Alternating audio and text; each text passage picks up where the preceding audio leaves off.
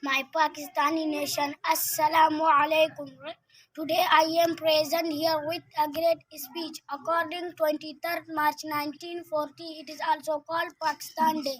It is an important day in the history of Pakistan. On that day, the Muslims of India demanded a separate homeland for themselves through a resolution called Pakistan Resolution or Lahore Resolution.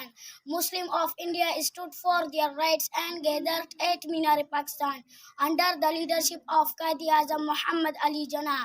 They raised the slogan, Pakistan का मतलब किया ला इलाहा illallah.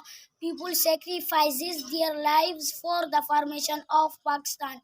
And then finally green and white flag flapped on the blue horizon. At the end, with a lot of difficulty, Quaid-e-Azam Muhammad Ali Jinnah give freedom to Muslims. खुदा करे मेरी अर्ज़े पाक पर उतरे वो फसले गुल जिसे अंदेशा जवाल ना हो आमीन।